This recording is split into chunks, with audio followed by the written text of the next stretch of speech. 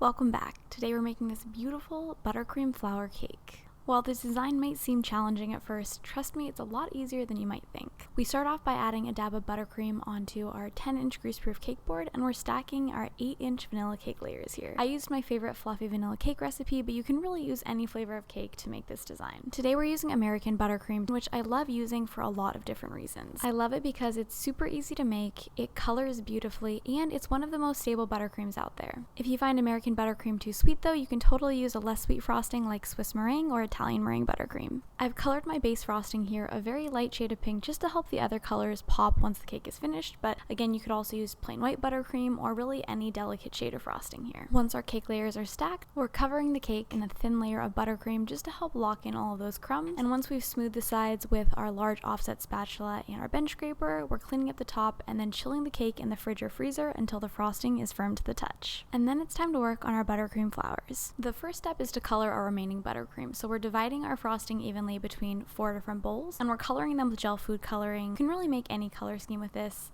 Once your frosting is colored, you're going to cut out about 40 parchment squares that are about 1.5 inches wide, and then it's time to start piping.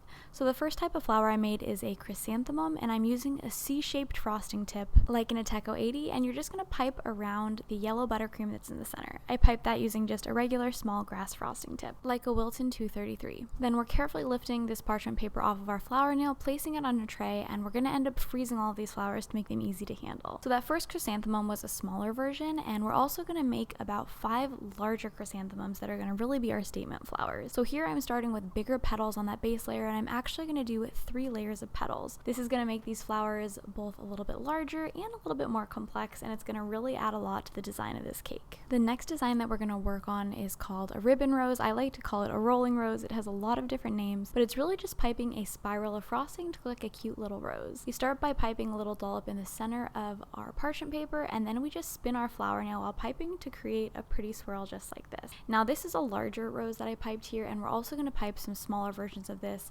You want to have a lot of smaller flowers because they're going to be what you fill in with and what really gives the design a lot of its beauty. I made these little ribbons in every color of frosting other than green, and I'm using frosting couplers on my bag here so that I can easily swap out my frosting tips and make different designs with different colors of frosting. Next, we pipe a ring of buttercream onto our cake, and this is going to make it a lot easier to help our flowers stay in place. We've frozen these for about 5 minutes and they're firm to the touch, which makes them super easy to add onto our cake. So I start off with my biggest flowers, and then I start to fill in with my smaller flowers, and I'm kind of repeating the pattern in these 5 different areas as you can see, and then once I get to this stage, I'm really just filling in with leftover small flowers, which are those little ribbon roses. The final step is just to fill in with our green buttercream, so I'm using a small round tip like an Ateco 5 to make some little dollops that are going to look like little rosebuds, and then inside of those I'm piping green, yellow, and pink frosting to really make them look like they're buds that are just about ready to bloom. I'm also adding in some little leaves around the design with a small leaf piping tip like a Wilton 352.